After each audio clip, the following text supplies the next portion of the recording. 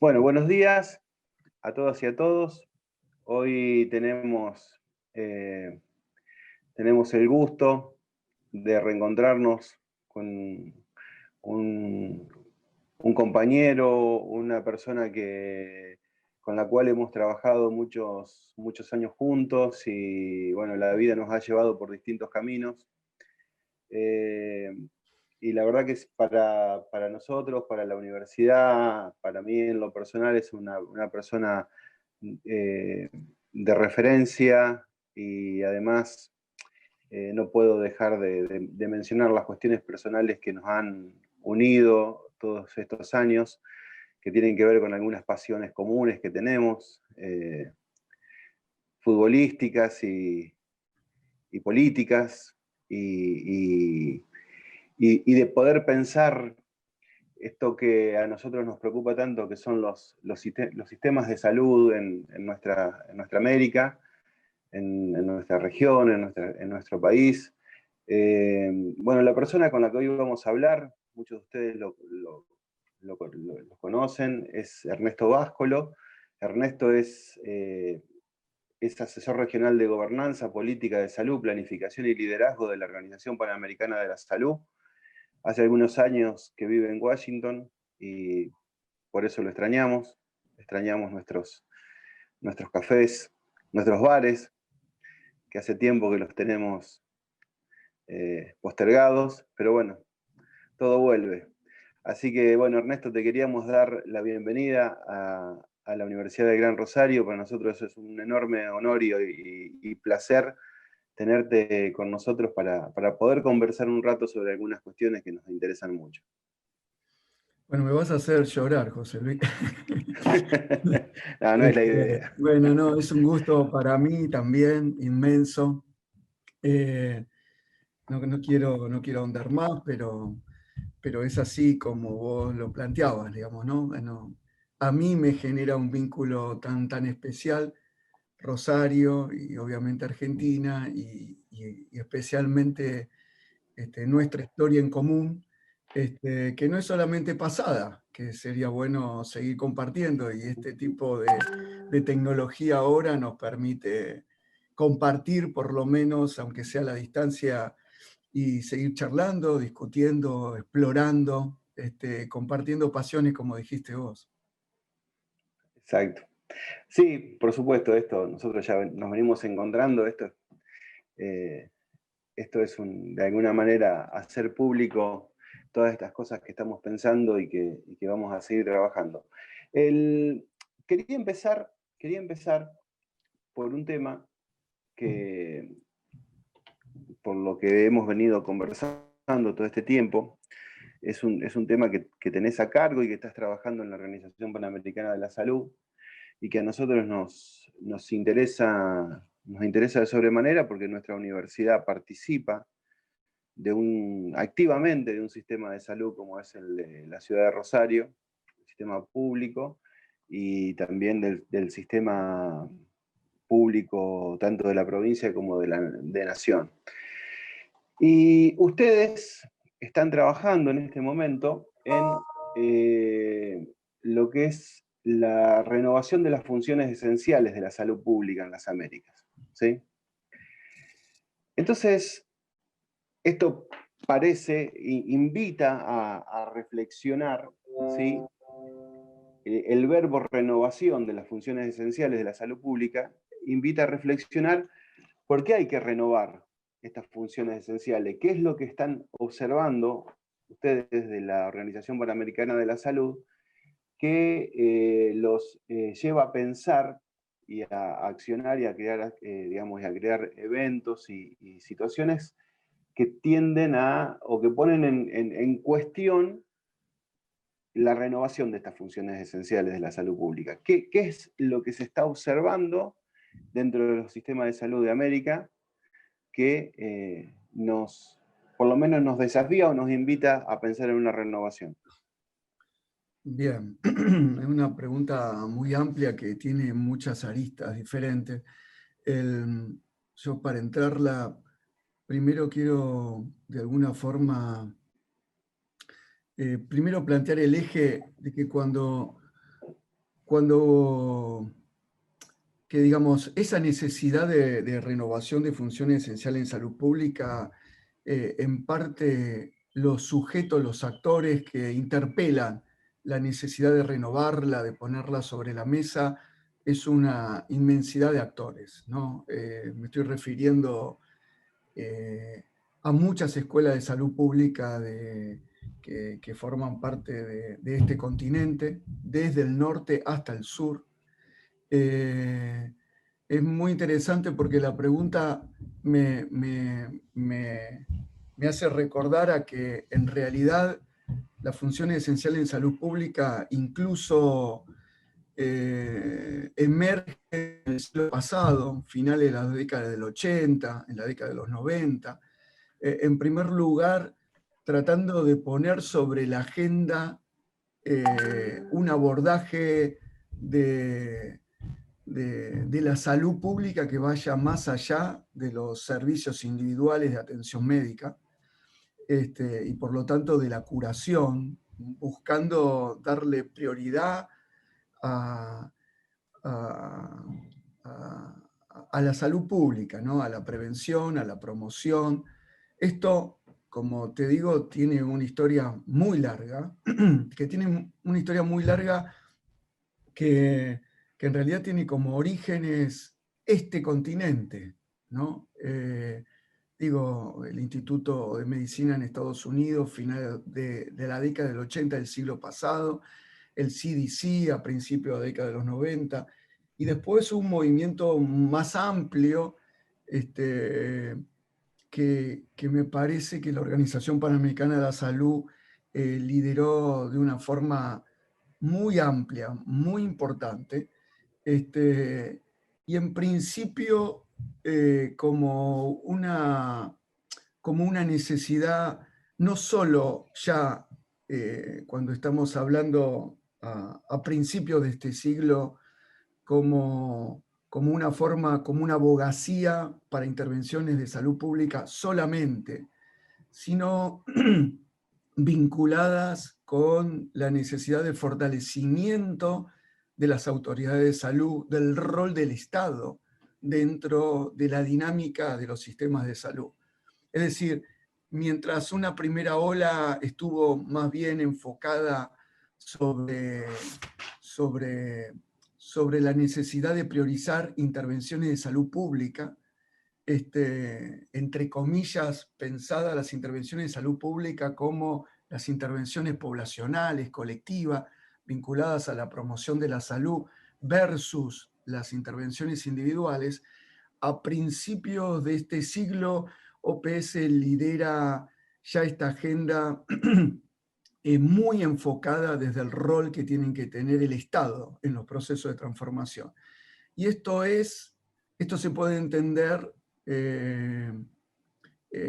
como respuesta a lo que fueron en gran parte las reformas estructurales de la década de los 90 en nuestro continente, pero especialmente en América Latina, en donde la incorporación de modelos de aseguramiento y de competencia de aseguramiento parecían ser los motores de los procesos de transformación y de ampliación de las condiciones de cobertura de la población, pero ubicando, relegando el rol del Estado eh, no solo con una función técnica más acotada, sino mucho más limitado en su rol político de conducción del proceso de transformación o de fortalecimiento de los sistemas de salud. Entonces, esa es una cosa que es importante reconocer que hay al principio de este siglo una mirada de la función esencial en salud pública como esas funciones que deberían tener las autoridades de salud para recuperar ese rol de fortalecimiento. Bueno, sin embargo, estoy hablando de hace 20 años y 20 años, aunque 20 años no es nada, pasaron muchas cosas. Y hay una versión de las funciones esenciales de la OPS eh, hace más o menos 20 años, que incluso después esa abogacía debe ser interpretada también por un liderazgo de la Organización Mundial de la Salud a nivel global, no solamente en la región de las Américas, e incluso contagiándose y con desarrollos muy importantes de otras regiones del mundo. Por eso digo, cuando hablamos de funciones esenciales en salud pública, hay que contextualizarlo en tiempo, que es reacción a qué cosa, digamos, no deberían ser pensadas las funciones esenciales en salud pública como,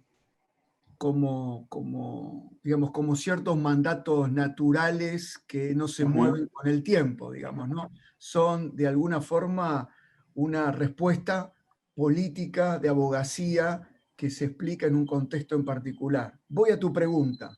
Perdón si No, incorporé no, está bien. todos estos antecedentes, porque entonces cuando uno se pregunta, ¿por qué renovar ahora, 20 años después? Y es porque en estos 20 años también pasaron cosas muy importantes que de alguna forma afectan no solamente, vamos a decir, es necesario las condiciones de salud y por lo tanto una mirada epidemiológica de los factores que influyen sobre las condiciones de salud de la población. Si bien ya en el siglo pasado los factores de riesgo de la población, las enfermedades no transmisibles, eran parte de la agenda, no tenían la envergadura que tienen en este momento. Y esto está asociado al contexto, a un proceso de globalización y de mercantilización en las condiciones de vida de una forma creciente y con un impacto muy importante sobre los factores de riesgo de la población. Pero además en estas 2 décadas, eh, también es importante reconocer hoy más que nunca otros factores, otras amenazas sobre las condiciones de salud de la población y tienen que ver con las epidemias, ¿no? No, no hay que explicar mucho al respecto, no solamente la que tenemos actualmente, sino las que tuvimos hace pocos años también en la región y las que esperamos lamentablemente que siga habiendo condiciones para que se generen episodios como los que tenemos actualmente. La situación del cambio climático, que eso sí no estaba como parte de una agenda importante 2 décadas atrás, e incluso fenómenos demográficos, sociales, muy importantes, como tienen que ver con la cuestión de las migraciones humanas, que en nuestro continente, no solamente en el caso de Europa, recepcionando en nuestro continente los procesos migratorios no tienen precedentes, digamos, ¿no? Y la verdad es que con el combo del resto de los factores que te comentaba previamente, se espera que estas condiciones continúen. Por lo tanto, es necesario considerar, poner más claramente sobre la mesa cómo juegan estos factores para poder interpretar cuáles deberían ser las funciones esenciales que el Estado debería ejercer para garantizar el derecho a la salud de la población.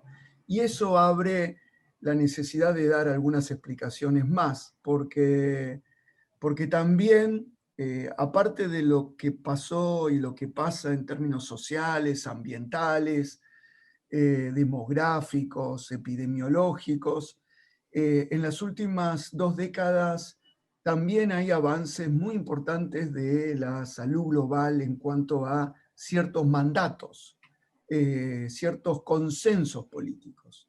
Y están los Objetivos de Desarrollo Sostenible, en donde la salud es parte de una agenda de desarrollo, y está la Agenda de Salud Universal, que eso es muy importante, ya que la agenda es denominada de cobertura universal a nivel global, pero en nuestro continente la llamamos de salud universal, porque incorporamos no solamente las condiciones de cobertura, sino también, y eso es una de las cosas que hemos hablado en reuniones pasadas, José Luis, incorporar en la agenda la necesidad de pensar el camino hacia la garantía del derecho a la salud de la población, no solamente que la población tenga una cobertura nominal, sino que tenga condiciones efectivas al acceso tanto de servicios de salud como del resto de intervenciones que son necesarias para influir positivamente en las condiciones de salud de la población. Por lo tanto, el acceso es fundamental como una dimensión, es decir, tratar de acercar la lupa en cuáles son aquellos factores que están limitando el ejercicio del derecho a la salud por parte de la población. Y es por eso que, en síntesis a tu pregunta, hay algunos factores que son, vamos a decir, muy exógenos o vinculados con las condiciones de vida o con las cuestiones epidemiológicas, pero también hay políticas. Y lo último, ¿qué, qué, qué pertinencia, qué especial aterrizaje tiene este análisis en nuestra región de América Latina, ya que en la subregión de América Latina dentro de la región de las Américas, pero diríamos incluso más en toda la región de las Américas, que, que tiene que ver con la inequidad que tiene nuestra región, ¿no? Siempre se repite y aunque en las últimas 2 décadas eso se ha mejorado levemente, es decir, las condiciones de inequidad de nuestra región no es la más pobre del mundo, pero sí la más inequitativa. Y aunque mejoró a través de políticas sociales en las últimas 2 décadas en distintos países dentro de la región, no solo se mantiene en un nivel más alto que cualquiera de las otras regiones del mundo, sino que además, después de la tormenta de esta epidemia, es probable que salgamos con mayores desafíos en términos de inequidad y de desigualdad. Y por lo tanto, ese elemento eh, tiene un peso muy importante para pensar cuáles son las funciones esenciales en salud pública y cómo caracterizamos las funciones esenciales en salud pública que tienen que ver con las acciones intersectoriales para abordar los determinantes sociales de la salud. Ya no solo pensado en términos de factores de riesgo, en términos individuales, sino también esas condiciones sociales que tienen que ver con la pobreza y la inequidad y que afectan gran parte de nuestras condiciones de vida, ¿no? Así que no sé si te contesté, es demasiado largo, pero la razón es devolver la agenda de transformación y fortalecimiento del sector salud para mejorar su capacidad de respuesta a las necesidades de salud de la población, retomando los factores que te mencioné anteriormente. Sí, sí. No puedo dejar de traducirlo en términos futbolísticos, ¿no? Parece ser que el equipo rival ha rediseñado sus tácticas, con lo cual debemos reacondicionar nuestro equipo para asumir semejante desafío, ¿no?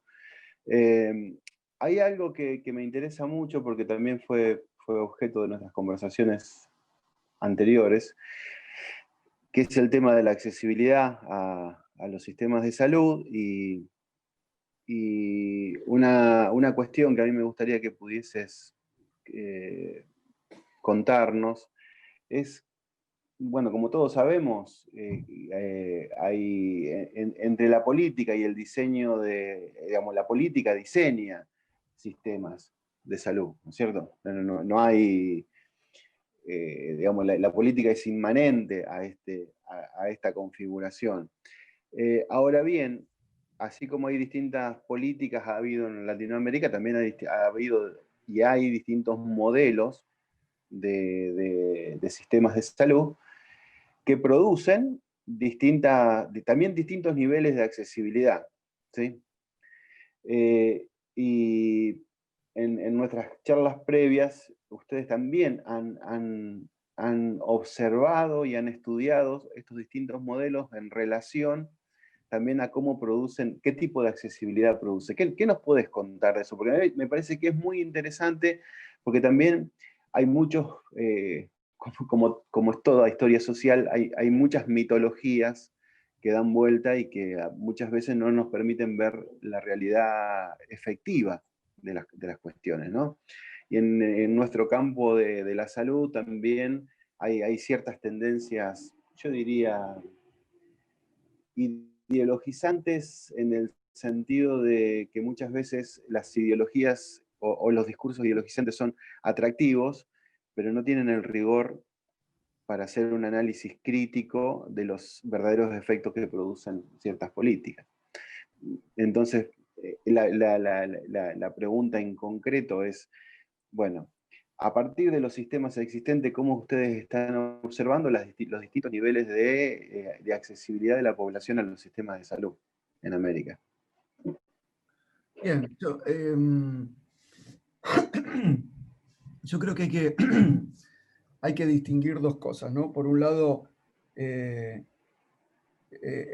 primer lugar, la accesibilidad, como bien decís vos, es una variable en una dimensión muy interesante porque permite analizar la relación entre las necesidades de la población y- y la utilización de servicios, la respuesta de los servicios de salud o del sistema de salud a esas necesidades, ¿no? Y Ujú, es incluso a veces se utiliza como proxy del análisis de acceso los niveles de utilización, pero, pero es un proxy bastante incompleto porque a la hora de hacer un análisis crítico, cuando uno analiza utilización, uno está midiendo aquellos que efectivamente llegaron y no aquellos que no utilizaron, digamos, ¿no? ujú, Y, y bueno, esta cuestión del acceso,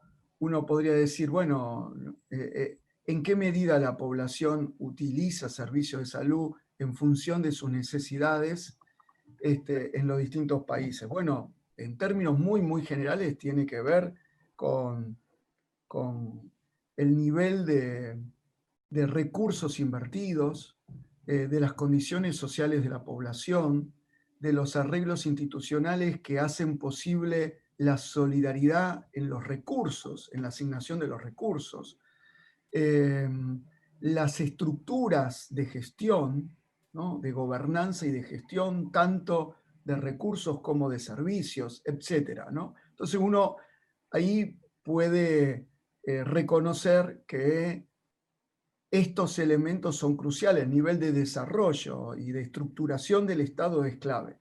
Pero hay otro camino y que tiene que ver con analizar los procesos de cambio, además del análisis de la foto. Es decir, cuáles son aquellos factores que en las últimas 2 décadas eh, una vez un profesor, un maestro, me dijo algo, Oscar Cetrángulo, que me quedó para siempre, y que él decía que en realidad los sistemas de salud de nuestra región, eh, si queremos capturar un momento, es un momento de cambio, digamos, ¿no? Casi no hay, casi no hay países que no están en procesos de reforma.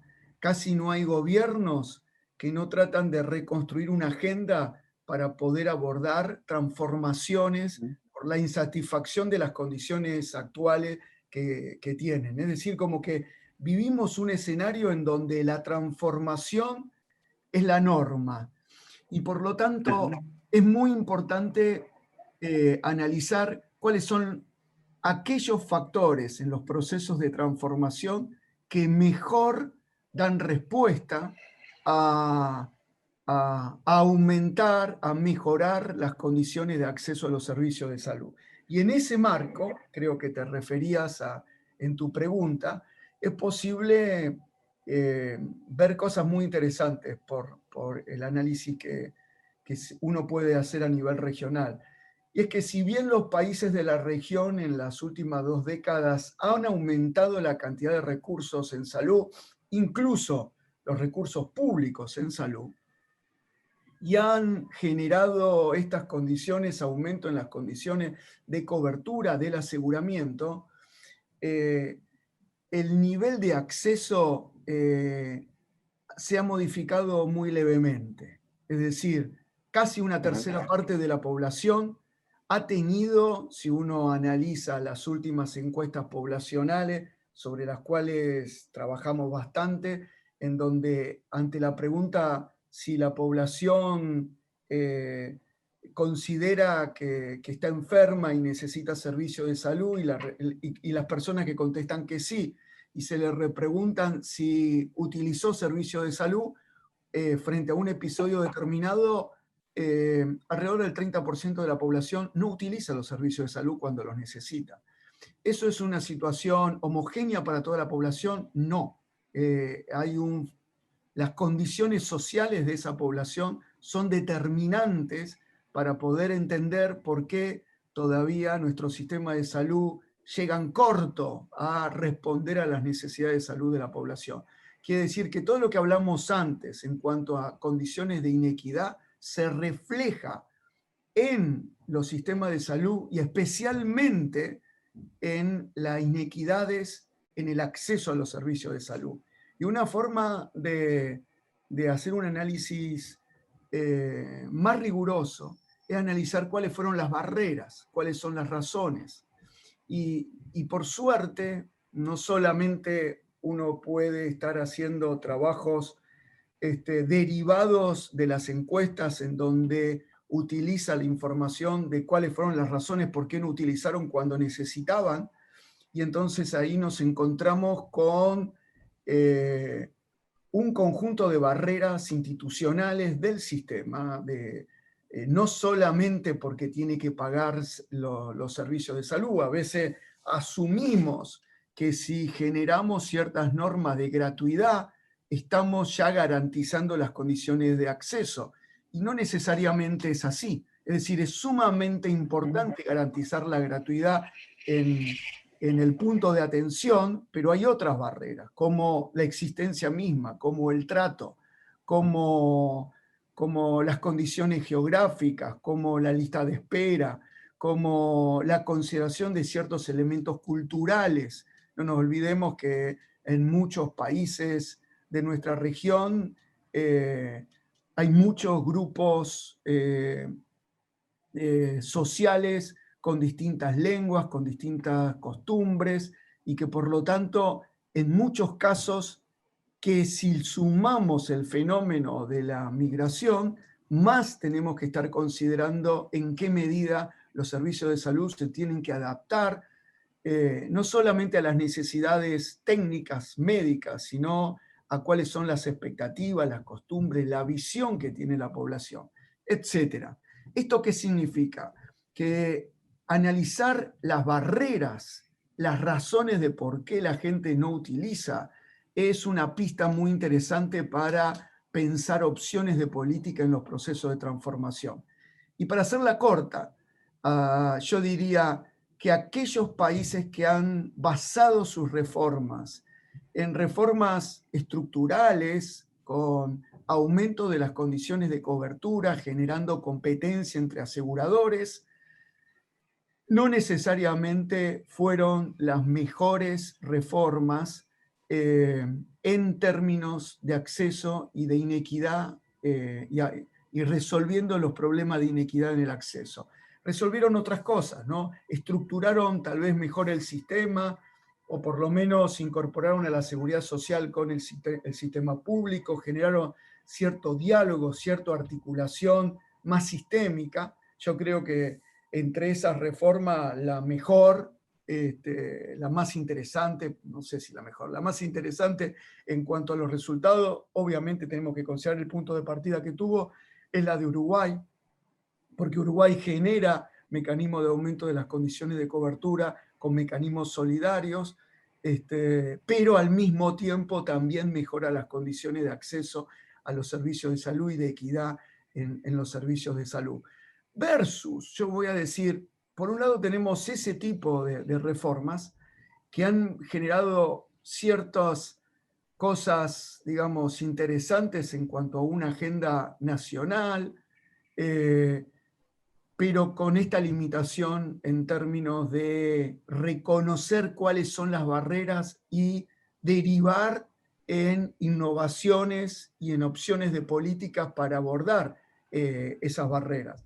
Por otro lado, tenemos países en donde el eje no estuvo puesto sobre el aseguramiento y estuvo puesto sobre la organización de los servicios en sí misma, ¿no?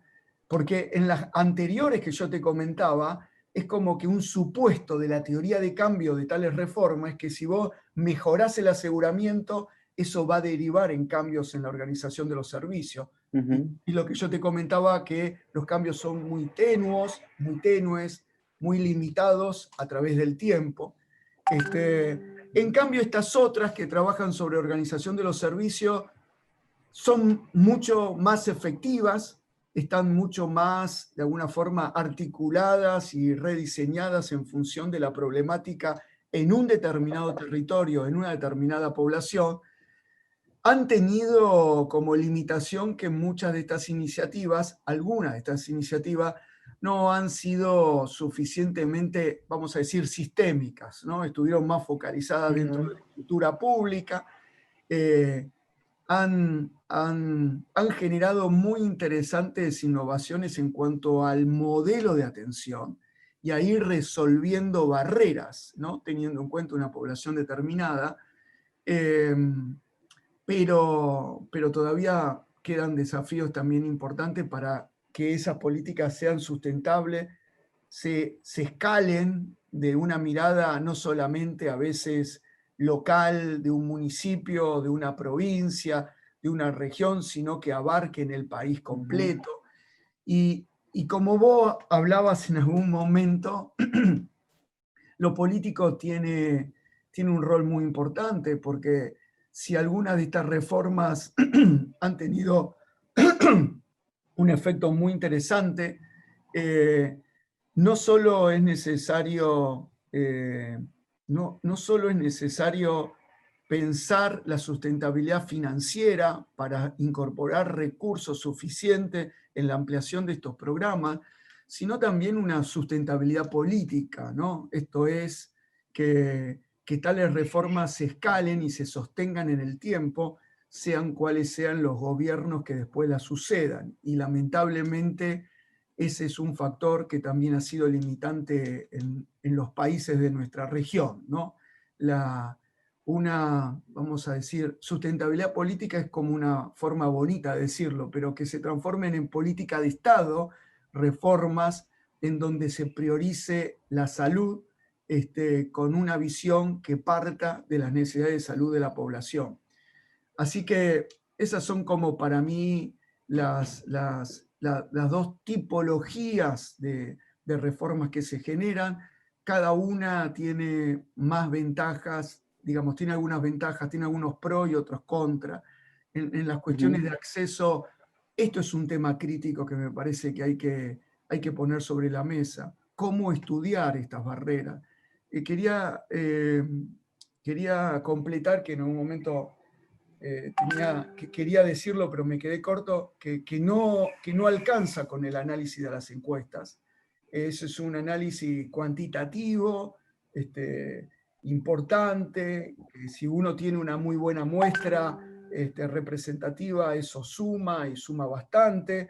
Yo creo que se puede, con ese tipo de encuesta, sostener un análisis a través del tiempo y ver en qué medida ciertas barreras van mejorando o no, pero no alcanzan para interpretar estos resultados y para interpelar a la política. Es necesario también un análisis en terreno, con un abordaje más cualitativo, e incluso incorporando la perspectiva de la población con otros mecanismos de análisis. Incluso, en la medida de lo posible, tratar de aterrizarlo sobre ciertas problemáticas particulares, digamos, ¿no? mientras que en algún grupo, en algunos países, la cuestión de la población originaria es clave para poder interpretar esa relación. En otros tendrá que ver cómo se rediseñaron los seguros, puede ser, y entonces hay que pensar cómo se articula esa población con los seguros. En otros casos, el peso de la población migratoria tiene mucha importancia, o incluso en otros casos ciertas problemáticas, por ejemplo, el tema de, no sé, salud mental o ciertas problemáticas que hoy de una forma muy interesante están poniéndose sobre la mesa asociada a las cuestiones de género, a cómo el tema de género de alguna forma condiciona la conducta de la población en la búsqueda de servicios y en qué medida responde o no los servicios sobre esas condiciones, etcétera, ¿no? Pero estos elementos me parece que son necesarios de complementar al estudio de las encuestas.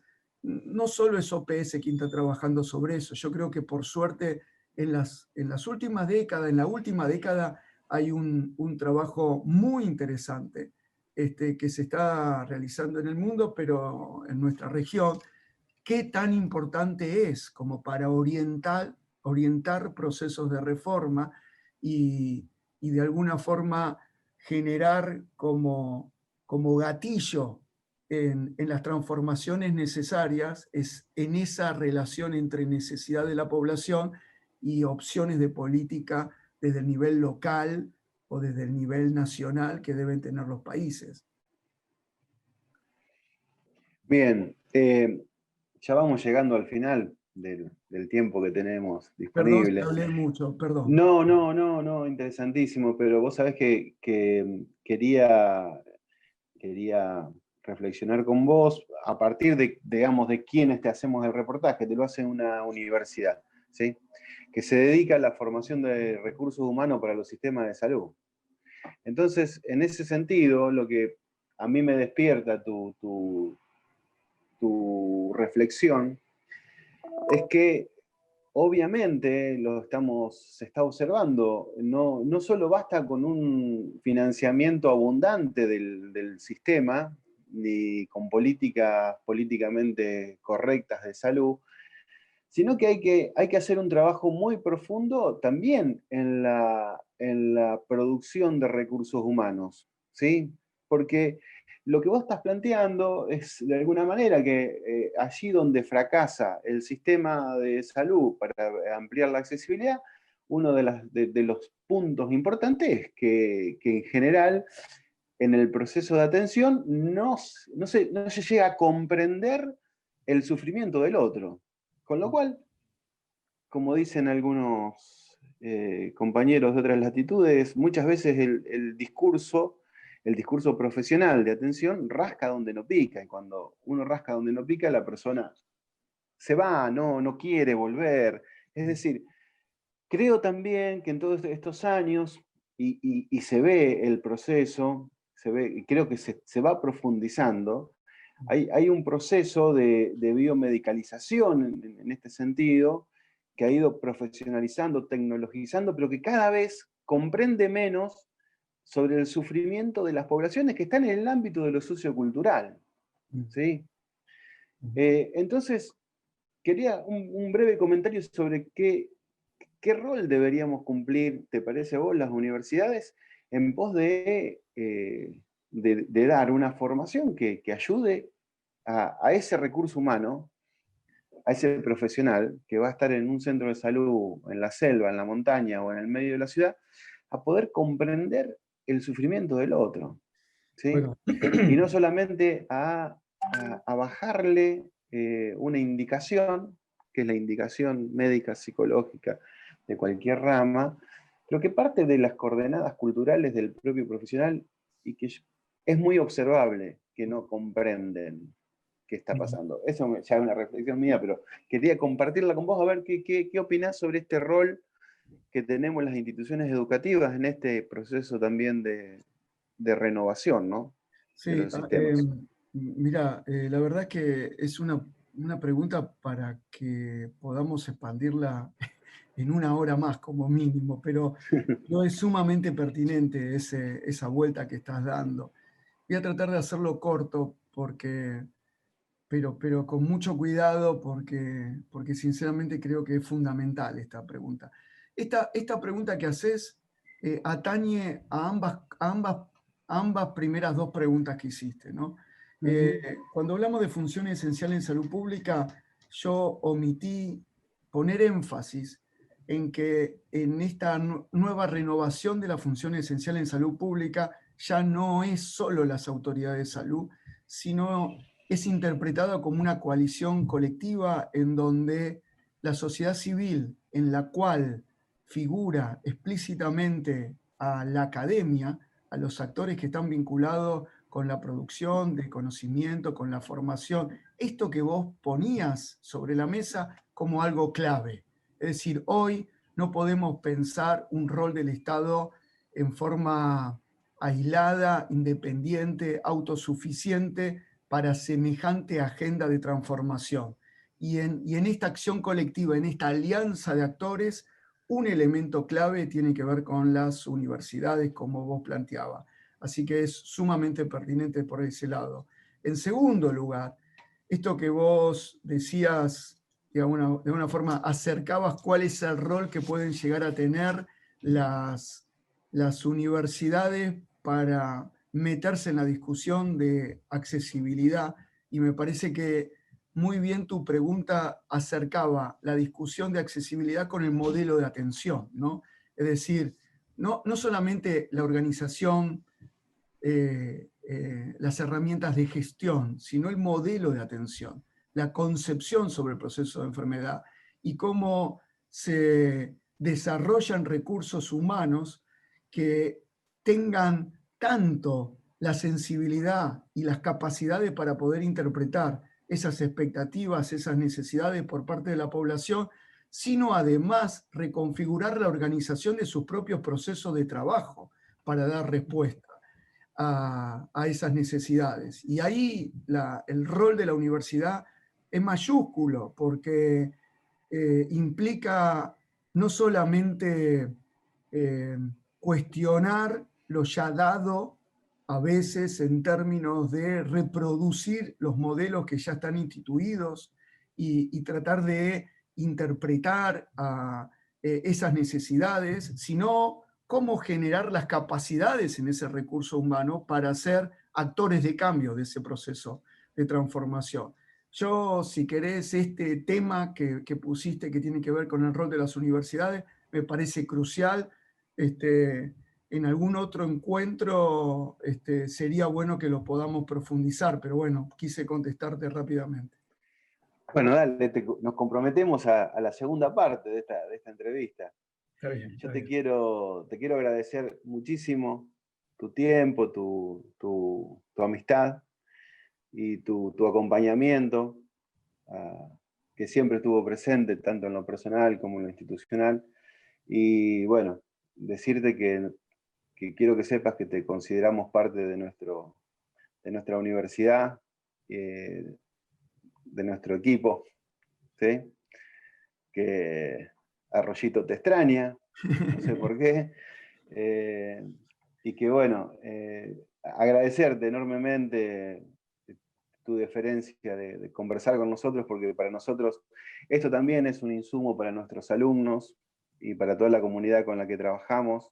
Y, y me parece que es muy importante empezar a echar luz o seguir echando luz sobre algunas cuestiones que muchas veces hablamos sin demasiada reflexión, y creo que el rol de la universidad es reflexionar críticamente sobre lo obvio, ¿no? Entonces, bueno, en este sentido te quiero agradecer mucho y ya sabes que estamos comprometidos para una segunda parte Sí. de esta conversación y bueno, eso, Bueno, nos seguimos viendo y volverte a agradecer en nombre de toda la universidad este bueno, encuentro. todas las palabras de afecto que planteaste las quiero sintetizar en una.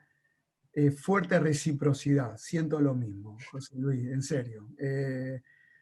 Para mí es un placer, para mí es un gusto. Yo en estos encuentros no doy, recibo, así que me encanta. Así que a disposición. Te mando un abrazo inmenso, inmenso a vos y a todos por ahí. Bueno, Bueno, chao Ernesto, querido. no, Nos nos vemos. vemos. Gracias. Chao.